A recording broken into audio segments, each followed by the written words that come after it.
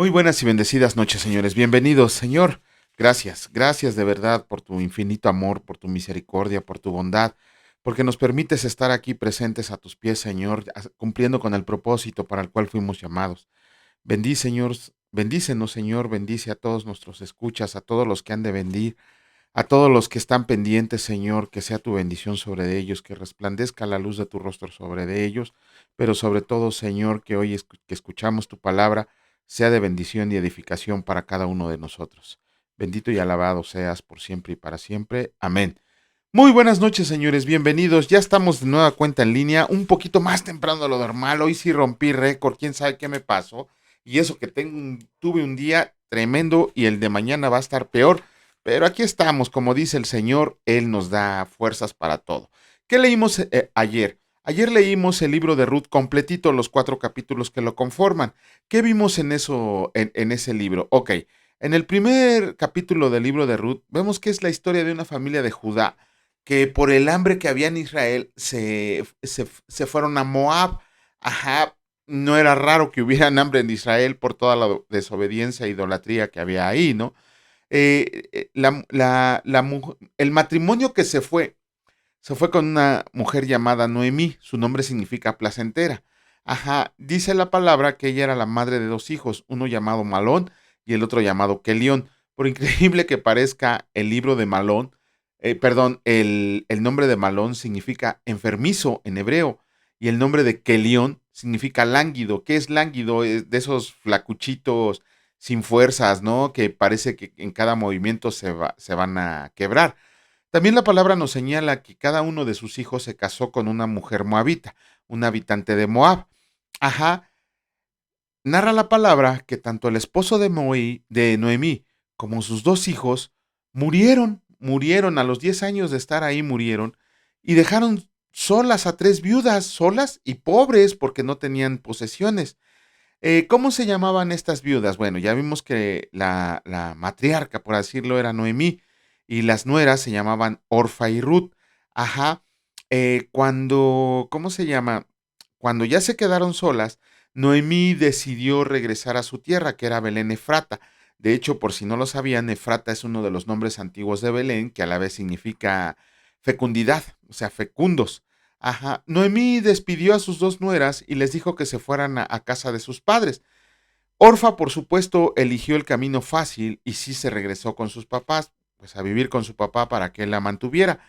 Pero Ruth, en una de las declaraciones más nobles de la palabra del Señor, decidió quedarse con Noemí e irse a su tierra, ¿no? Recuerden, tu Dios será mi Dios y donde mueras ahí también se sepulta. Es una de las más nobles declaraciones que puede haber.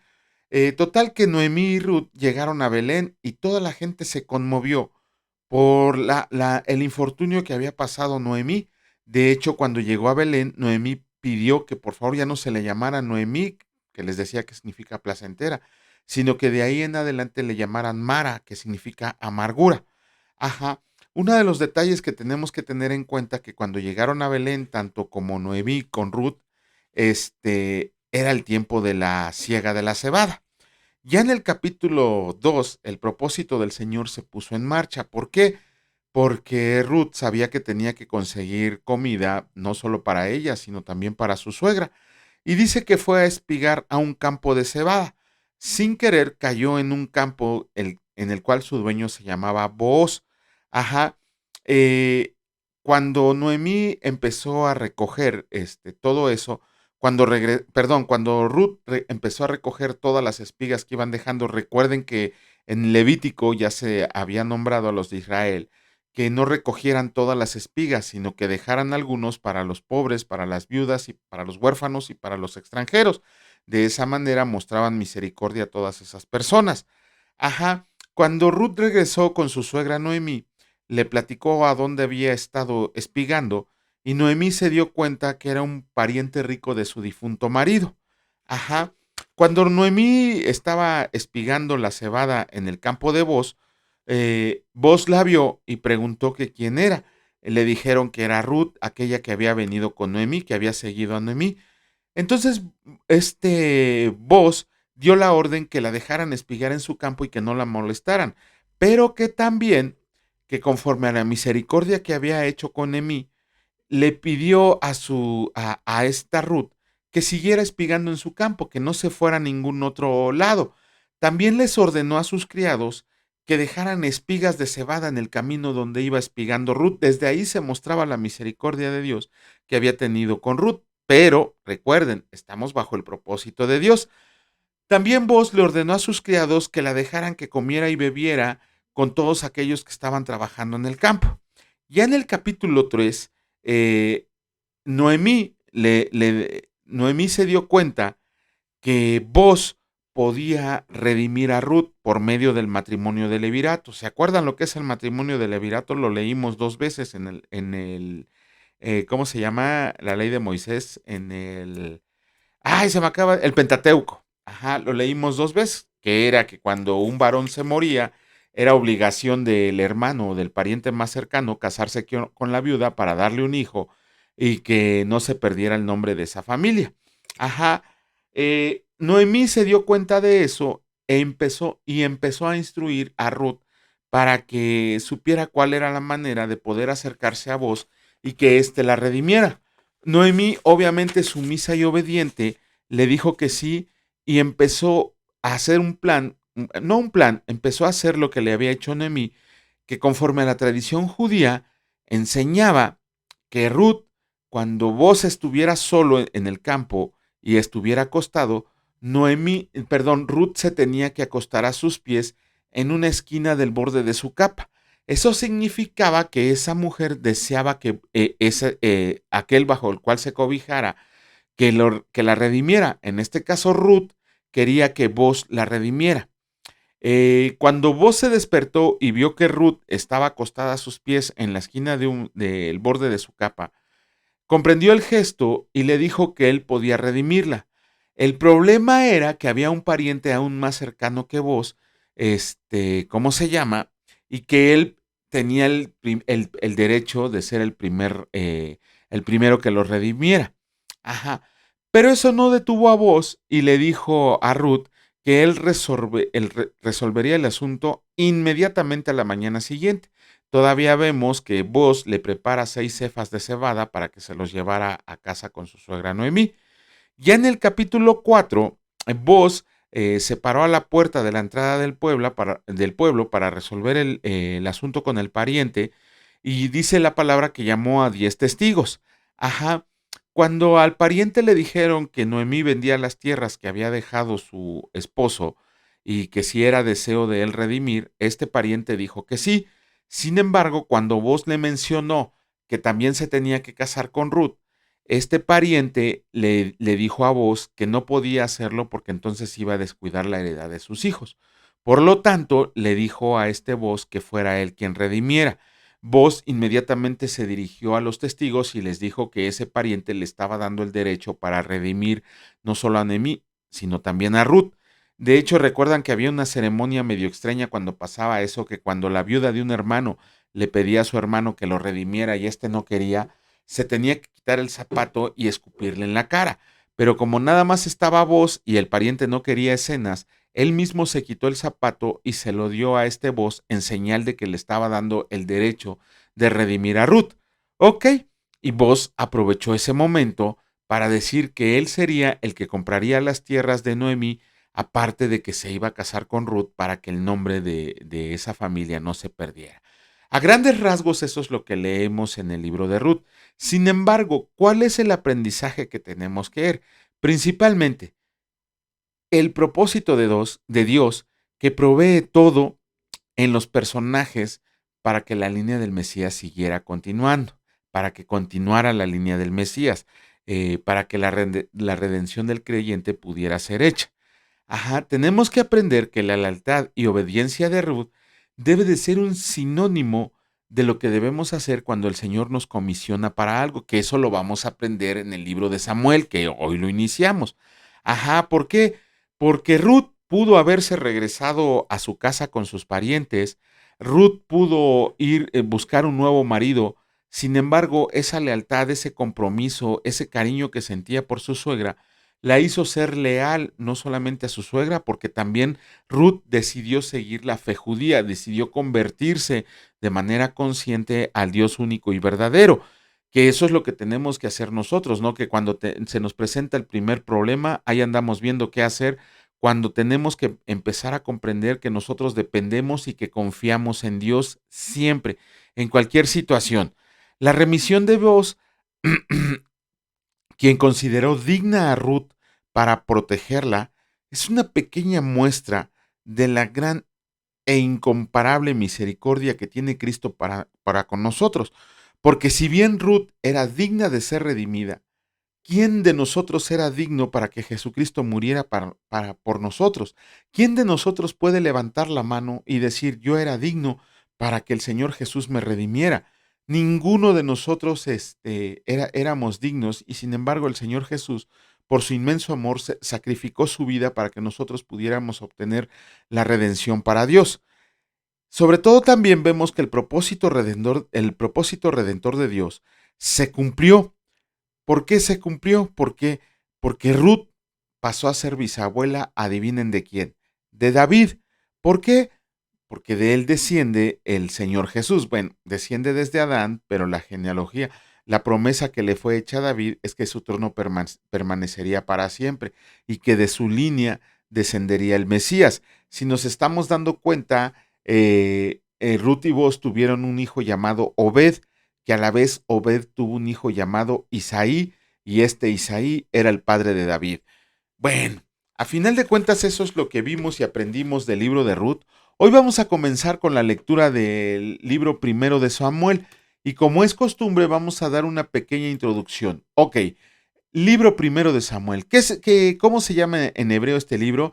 Ketabakedmaya de Samuel, que significa en hebreo el primer libro de Samuel. Así, nada más. Ajá. ¿Quién es el autor de este libro? Samuel Natán y Gad. La gran mayoría de los eruditos, aunque hay algunos eruditos que consideran que su autor es anónimo, la gran mayoría de los eruditos bíblicos consideran que fue Samuel, Natán y Gad quienes lo escribieron. ¿Cuándo es la fecha de escritura? Ok, los sucesos de Samuel se narran en un periodo de 94 años. Por lo tanto, recuerden que la última parte del libro segundo de Samuel no fue escrito por Samuel, sino que fue escrito por Natán. Entonces estamos hablando que ese libro fue escrito entre el 1100 y el 1015 antes de Cristo. ¿Cuál es el tema principal en el primer libro de Samuel? Que Dios es fiel y soberano en el cumplimiento de las promesas de su pueblo a pesar de sus errores, pecados y rebeliones. Ajá, pero sobre todo, esto es muy importante y lo tenemos que aprender en el libro de Samuel, que Dios protege y capacita a quienes Él elige y llama para un propósito específico. Cada uno de nosotros, independientemente de la voluntad de Dios, que esa podemos elegir hacerla o no, cada uno de nosotros fue hecho para un propósito. Aún los no creyentes están hechos para un propósito de Dios, para que el propósito de Dios se cumpla en ellos. Y en este libro tenemos que comprender que Dios solo no nos va a proteger cuando somos llamados para un propósito, sino que también nos va a capacitar para poder cumplir con el propósito específico para el cual fuimos llamados. En este primer libro de Samuel vamos a ver la transición que pasa de los jueces a los reyes de Israel. Aquí le puse reyes, a los reyes de Israel. Dentro de este primer libro destacan tres personajes. Obviamente Saúl el profeta, que era el último, que fue el último juez de Israel, seguido de Saúl, el primer rey de Israel, y David el ungido, al que le costó muchísimo ser proclamado rey. Sabemos de lo que llevamos de la lectura que Dios había escogido a la nación de Israel para que bendijera al mundo, para que fuera luz al mundo, pero sobre todo con la venida del Mesías. Y el plan que tenía Dios para lograrlo era poner un rey piadoso en el pueblo de Israel. Vemos que David, y lo vamos a leer tanto en este como en el de Reyes, que David afrontó muchas circunstancias adversas en su vida. Ajá, pero él fue el hombre que eligió Dios para la tarea de ser esa bendición para todo el mundo. Ajá, porque fue David quien ocupó un lugar muy importante en el plan divino de Dios para la salvación de toda la humanidad. El nombre de Samuel, ¿qué significa el nombre de Samuel? Se ha traducido de diferentes maneras, pero las dos más comunes, el nombre de Samuel significa Dios me ha escuchado o pedido a Dios. Eso es lo que significa el nombre de Samuel. Ya en la Biblia hebrea, este es un dato histórico, el libro de Samuel se conserva como un solo libro. Ajá, fue en la Septuaginta donde se seccionó en dos libros. De hecho, la Vulgata Latina llamó originalmente a los libros de Samuel y Reyes el libro de los Reyes. Era un solo libro. Sin embargo, cuando se combinó el hebreo con el griego, la Vulgata Latina también tuvo que hacer una separación primero entre Samuel y Reyes y después dividir estos libros en dos cada uno. Por ahí dicen que la división del libro de Samuel en dos libros es una división artificial porque interrumpe el reinado de David. Bueno, a grandes rasgos esa es la introducción. Vamos a comenzar con la lectura del día de hoy. Nos tocan dos capítulos del libro de Samuel. Comenzamos con el primer capítulo y escrito está, Nacimiento de Samuel. Hubo un varón de Ramataín de Sofim del monte de Efraín que se llamaba Elcana, hijo de Jeroam, hijo de Eliú, hijo de Tou, hijo de Suf, Efrateo. Y tenía él dos mujeres, el nombre de una era Ana y el de la otra Penina. Y Penina tenía hijos, mas Ana no los tenía. Y todos los años aquel varón subía de su ciudad para adorar y ofrecer sacrificios al Señor de los ejércitos en Silo, donde estaban dos hijos de Eli, Ofni y Finés, sacerdotes del Señor. Y cuando llegaba el día en que el Cana ofrecía sacrificio, daba a Penina su mujer, a todos sus hijos y a todas sus hijas, a cada uno su parte. Pero a Ana daba una parte escogida porque amaba a Ana, aunque el Señor no le había concedido tener hijos. Y su rival la irritaba, enojándola y entristeciéndola, porque el Señor no le había concedido tener hijos. Así hacía cada año cuando subía a la casa del Señor, la irritaba así, por lo cual Ana lloraba y no comía, y el Cana su marido le dijo: Ana, ¿por qué lloras? ¿Por qué no comes? ¿Y por qué está afligido tu corazón? ¿No te soy yo mejor que 10 hijos? Y se levantó Ana después que hubo comido y bebido en Silo, y mientras el sacerdote Elí estaba sentado en una silla junto a un pilar del templo del Señor, ella con amargura del alma oró al Señor y lloró abundantemente, e hizo voto diciendo: Señor de los ejércitos, si te dignas mirar a la aflicción de tu sierva y te acuerdas de mí, y no te olvidas de tu sierva, sino que dieras a tu sierva un hijo varón, yo lo dedicaré al Señor todos los días de su vida, y no pasará navaja sobre su cabeza. Mientras ella oraba largamente delante del Señor, Elí estaba observando la boca de ella. Pero Ana hablaba en su corazón y solamente se movían sus labios y su voz no se oía, y Elí la tuvo por ebria. Entonces le dijo Elí: ¿Hasta cuándo estarás ebria? Digiere tu vino. Y Ana le respondió diciendo: No, señor mío, yo soy una mujer atribulada de espíritu. No he bebido vino ni sidra, sino que he derramado mi alma delante del Señor. No tengas a tu sierva por una mujer impía, porque por la magnitud de mis congojas y de mi aflicción he hablado hasta ahora. Elí respondió y dijo: Ve en paz, y el Dios de Israel te otorgue la petición que le has hecho. Y ella dijo: Halle tu sierva gracia delante de tus ojos. Y se fue la mujer por su camino y comió, y no estuvo más triste. Y levantándose de mañana, adoraron delante del Señor, y volvieron y fueron a su casa en Ramá, y el Cana se llegó a Ana su mujer, y el Señor se acordó de ella. Aconteció que al cumplirse el tiempo después de haber concebido Ana, dio a luz un hijo y le puso por nombre Samuel, diciendo: por cuanto lo pedía el Señor. Después subió el varón Elcana con toda su familia para ofrecer al Señor el sacrificio acostumbrado y su voto. Pero Ana no subió, sino dijo a su marido: Yo no subiré hasta que el niño sea destetado, para que lo lleve y sea presentado delante del Señor, y se quede allá para siempre. Y Elcana su marido le respondió: Haz lo que bien te parezca, quédate hasta que lo destetes, solamente que cumpla el Señor su palabra. Y se quedó la mujer y crió su hijo hasta que lo destetó. Después que lo hubo destetado, lo llevó consigo con 3 becerros, un efa de harina y una vasija de vino, y la trajo a la casa del Señor en Silo, y el niño era pequeño. Y matando el becerro trajeron el niño a Elí, y ella dijo: Oh, Señor mío, vive tu alma, Señor mío, yo soy aquella mujer que estuvo aquí junto a ti orando al Señor. Por este niño oraba, y el Señor me dio lo que pedí. Yo pues lo dedico también al Señor. Todos los días que viva será del Señor. Y adoró ahí al Señor. Comenzamos con la lectura del capítulo 2 del libro de Samuel, del primer libro de Samuel, y escrito está: Cántico de Ana.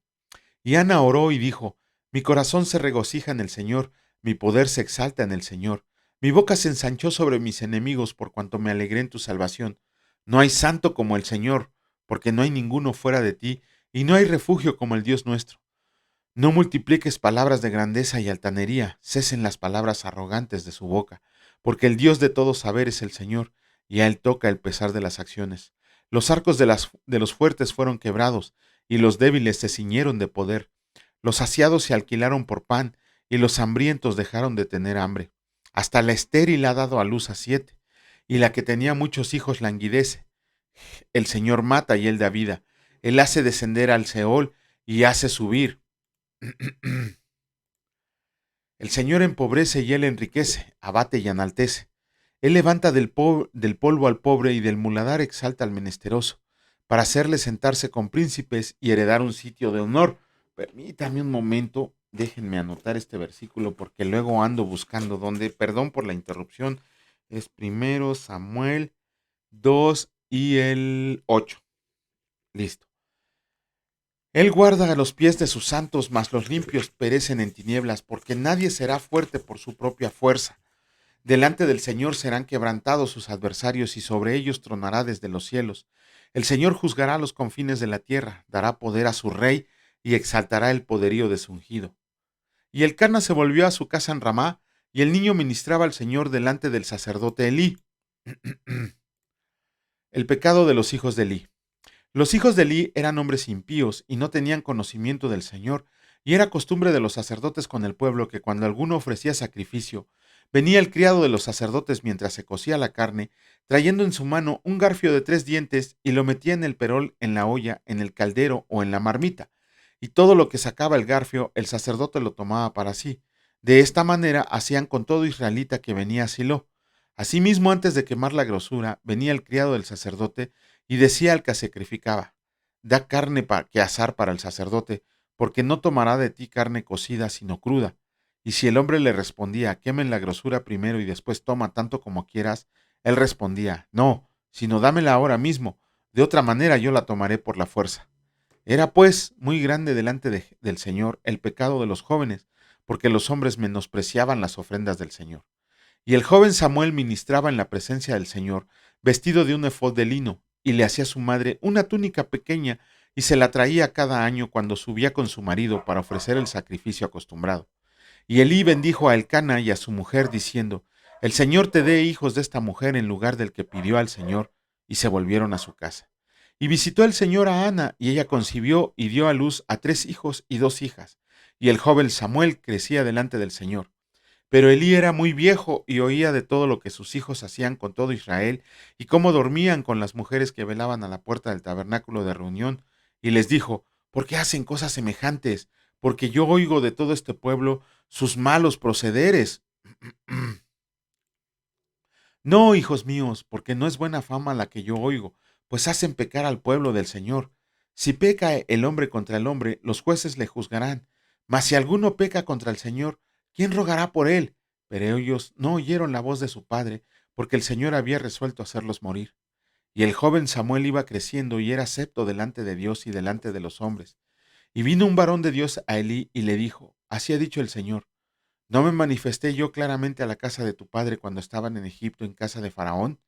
Y yo le escogí por mi sacerdote entre todas las tribus de Israel, para que ofreciera sobre mi altar y quemara incienso, y llevara efod delante de mí, y di a la casa de tu padre todas las ofrendas de los hijos de Israel.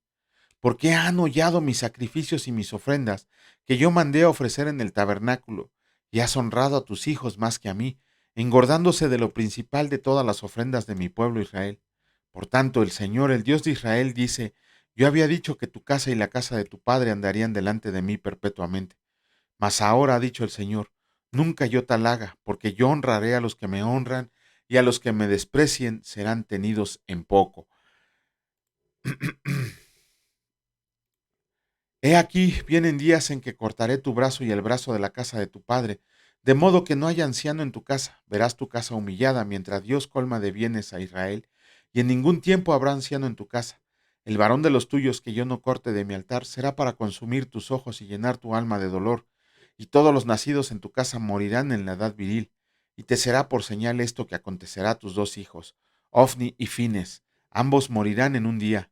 y yo me suscitaré un sacerdote fiel que haga conforme a mi corazón y a mi alma, y yo le edificaré casa firme, y andará delante de mi ungido todos los días, y el que hubiera quedado en tu casa vendrá a postrarse delante de él por una moneda de plata y un bocado de pan, diciéndole, te ruego que me agregues a alguno de los ministerios para que pueda comer un bocado de pan. Híjole, qué dura profecía sobre el pobre de Elí, ¿no? Y por culpa de no saber educar a sus hijos. Aquí lo importante es que tenemos que ver que no supo educar a sus hijos. Vamos a comenzar con la lectura del Evangelio de Marcos. Hoy terminamos el capítulo 9. ¿Qué vimos el día de ayer? Vimos de los versículos 1 al 32, pero dentro de eso nada más vamos a hacer un pequeño comentario de lo que viene en los versículos 14 al 29. Ok, después de la transfiguración, eso lo pueden leer en la palabra del Señor, el Señor Jesús se encontró con que los fariseos estaban peleando por un caso en particular con sus discípulos. Ajá, se estaban peleando por culpa de un muchacho endemoniado.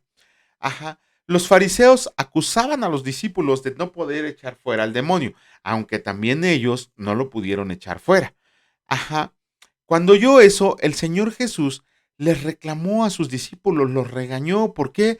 Porque por el hecho de no poder combatir al demonio, el Señor Jesús se desesperó, se exasperó tanto que les dijo que hasta cuándo estaría con ellos, ¿no? Hasta cuándo los tendría que soportar.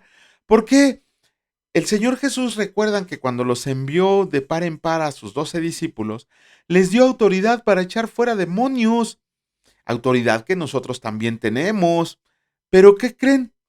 La falta de entendimiento de ellos y la de nosotros hicieron que su fe se debilitara. También nuestra fe se debilita cuando no escuchamos la palabra del Señor, cuando no leemos la palabra del Señor. Cuando el Señor te da algo, te lo quita siempre y cuando no lo utilices. Pero si lo estás utilizando poquito o mucho, el Señor te va a dar aún más de lo que le pediste. Sin embargo, ¿qué pasa cuando tu fe empieza a flaquear? Empiezas, no es que lo pierdas, es que dudas que lo tengas. ¿Se acuerdan que el Señor Jesús les dio autoridad a los discípulos para echar fuera demonios? Es una autoridad de Jesucristo cuando nosotros tenemos el Espíritu Santo dentro de nosotros. Esa autoridad de echar fuera demonios que viene de parte de Jesucristo, también nos las otorga a nosotros, pero no la creemos. Ahí andamos consultando espiritistas, andamos consultando que exorcistas, que ministerios de liberación. Eso a veces me da pena ajena cuando un hermano me dice que tiene un espíritu inmundo o que conoce a algún cristiano que tiene un espíritu inmundo. Nada más porque, dice en una película, nada más porque soy cristiano no lo agarro trancazos, porque es una verdadera tontería que un cristiano venga a decir que no pudo echar fuera un demonio o que no sabe cómo echar fuera demonios cuando la palabra de Dios le dice claramente que él tiene autoridad sobre demonios, la misma autoridad que tenían los discípulos, y sin embargo no nos queremos apropiar de las promesas del Señor. Pero en la regañiza que les estaba dando a sus discípulos y a nosotros, el padre, pues obviamente desesperado, le pidió al Señor Jesús que lo ayudara con su hijo. Ajá, vemos ahí que le platica que muchas veces ese demonio lo aventaba al fuego, lo aventaba al agua para que se muriera. La cuestión no era tanto que el Señor Jesús lo sanara, porque se lo dijo claramente, bueno, no tan claramente, pero se lo dijo. Lo que sí le dijo claramente es que era una cuestión de fe. Se lo estaba diciendo al Padre, se lo estaba diciendo a los fariseos, se lo estaba diciendo a los discípulos y nos lo estaba diciendo a nosotros. Era una cuestión de fe. ¿Por qué? Porque el Señor Jesús le dijo, ¿crees tú que lo puedo echar fuera? ¿Crees tú en Dios? ¿Crees tú en mí? La palabra del padre de este muchacho es importantísima porque exclamó de sus propios labios, creo. Los fariseos no creían en el Señor Jesús, por eso no podían echar fuera demonios. Los discípulos decían creer, pero en ese momento todavía les faltaba entendimiento y estaba entenebrecido su corazón. Asimismo, nosotros también, ¿cómo se llama? Asimismo, nosotros también tenemos esa autoridad, pero no lo creemos o dudamos por la falta de fe, por no estar leyendo la palabra continuamente. Si no leemos la palabra, si no escuchamos la palabra, porque la palabra de Dios se debe de leer en voz alta, no para que le estemos presumiendo al público, sino que para nosotros la comprendamos, pero no le queremos creer. El Señor Jesús, cuando oyó que el padre del muchacho endemoniado dijo, creo, El Señor Jesús de inmediato echó fuera al demonio. Ni siquiera tronó los dedos ni nada. La pura presencia del Señor Jesús echa fuera demonios. Si tú te dices ser cristiano y tienes el Espíritu de Dios y dices ser discípulo de Cristo, cuando tú llegas a un lugar con demonios, los demonios huyen. ¿Por qué? Porque en vez de tener miedo tú, los que tienen miedo son los demonios porque vas con la autoridad de Cristo. Pero no lo crees, andas dudando de tu fe. Aquí vemos algo que ya el Señor Jesús se fue y cuando él estaba solo con sus discípulos, los discípulos, seguramente Pedro, le preguntaron por qué no habían podido echar fuera al demonio. Y el Señor Jesús les dijo, escuchen bien lo que les dijo, este género no sale solo, sino solo con oración y ayuno. Ok, este es uno de los versículos malinterpretados de la Biblia. ¿Por qué? Porque los que ejercen el ministerio de liberación dicen que para poder echar fuera un demonio tenemos que meternos en oración y ayuno. El Señor Jesús no se estaba refiriendo a nosotros, no se estaba refiriendo, perdón, no se estaba refiriendo al demonio, que para echar fuera un demonio teníamos que hacer oración y ayuno. No estoy diciendo que no sirva, solamente que no es una regla. El Señor Jesús no se refería al demonio, se refería al discípulo y a nosotros. ¿Por qué? ¿Por qué dice este género? Jesús nunca dijo este demonio, este espíritu, esta porquería. No, dijo, este género solo sale con oración y ayuno. ¿A quién se estaba refiriendo el Señor Jesús? A sus discípulos y a nosotros. ¿Por qué? ¿Cuál es la manera de incrementar la fe? En oración, en una comunión íntima con Dios, leyendo su palabra. Si tú no tienes el hábito de orar, Dios va a decir, quédate con ese poquito de fe, ¿no? Ese poquito de fe que tienes a lo mejor te basta. Sin embargo, si tú me escuchas, si tú me conoces, si tú platicas conmigo, tu fe va a ir incrementando porque al irme conociendo te vas a dar cuenta que tú estás en control de todo. También, ¿por qué dice el Señor Jesús que con ayuno? ¿Por qué? Porque el ayuno vence la carne. El ayuno vence la carne siempre y cuando ese ayuno sirva para estar con una meditación de la palabra de Dios. Entonces, este versículo no se está refiriendo a que el género es el demonio, se está refiriendo a nosotros. El Señor Jesús nos estaba diciendo, incrementa tu fe, ya se los había dicho anteriormente. Ustedes no lo pueden echar porque les falta fe, porque tienen el corazón entrenebrecido, porque, ¿cómo se llama? No tienen entendimiento. Aquí el Señor Jesús les dice, solamente ustedes van a poder hacer todo lo que les he dado en mi autoridad cuando su fe se incremente. ¿Cómo se incrementa esa fe? Con oración y ayuno. Oración en una comunión íntima con el Padre, leyendo su palabra diariamente y en ayuno venciendo la carne meditando en la palabra del Señor. Bueno, el que tiene oídos para oír, que oiga, dice la palabra. Vamos a comenzar con la lectura del día de hoy y en esta ocasión nos toca terminar con el capítulo 9 del Evangelio de Marcos, de los versículos 33 al 50, y escrito está, ¿quién es el mayor?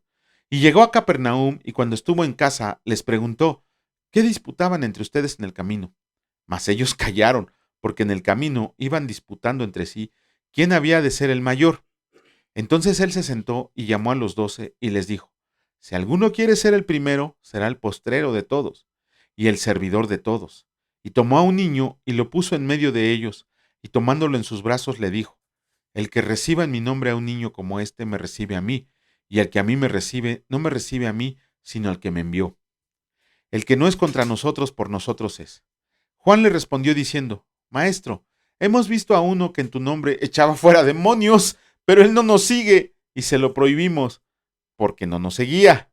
Pero Jesús dijo, no se lo prohíban, porque ninguno hay que haga que haga milagro en mi nombre, que luego pueda decir mal de mí, porque no, el que no es contra nosotros, por nosotros es, y cualquiera que les diera un vaso de agua en mi nombre, porque son de Cristo, de cierto les digo que no perderá su recompensa. Aquí está la respuesta a lo que les estaba comentando, pero no. Eh, Ocasiones de caer. Cualquiera que haga tropezar a uno de estos pequeñitos que creen en mí, mejor le fuera si se le atara una piedra de molino al cuello y se le arrojara en el mar. Si tu mano te fuera ocasión de caer, córtala. Mejor te es entrar en la vida manco que teniendo dos manos ir al infierno, al fuego que no puede ser apagado, donde el gusano de ellos no muere y el fuego nunca se apaga. Y si tu pie te fuera ocasión de caer, córtalo. Mejor te es entrar a la vida cojo que teniendo 2 pies ser echado en el infierno, al fuego que no puede ser apagado, donde el gusano de ellos no muere, el fuego nunca se apaga. Y si tu ojo te fuera ocasión de caer, sácalo, mejor te es entrar en el reino de Dios con un ojo, que teniendo 2 ojos ser echado al infierno, donde el gusano de ellos no muere, y el fuego nunca se apaga, porque todos serán salados con fuego, y todo sacrificio será salado con sal. Buena es la sal, mas si la sal se hace insípida, ¿con qué la sazonarán? Tengan sal en ustedes mismos y tengan paz los unos con los otros. Con eso terminamos la lectura del día de hoy. Mañana, si Dios nos los permite, estaremos dando los comentarios correspondientes. Señor, gracias, Señor, porque tú nos abres el entendimiento cada día que leemos tu palabra, porque empezamos a comprender que tú, Señor, nos los has dado todo, nos has dado todos los dones necesarios para el propósito para el cual fuimos llamados específicamente. Asimismo, te pedimos, Señor, que te sigas fijando en nosotros, nos comisiones para hacer tu voluntad, para cumplir el propósito para el cual fuimos llamados, pero sobre todo que seamos la sal del mundo, que seamos esa luz del mundo que necesita para que conozcan tu evangelio, para que podamos estar dignos delante de ti, Señor, diciendo que hicimos lo que pudimos como los siervos inútiles que somos. Te agradecemos porque estás en medio de nosotros diariamente y sabemos que tu Espíritu nunca nos abandona. Incrementa nuestra fe, Señor, en el nombre precioso de tu Hijo, Cristo Jesús. Benditos sean por siempre y para siempre. Amén. Que Dios los bendiga, señores. Si Dios lo permite, nos vemos el día de mañana. ¿A qué hora? No lo sé, pero nos vemos el día de mañana. Cuídense mucho. Hasta luego.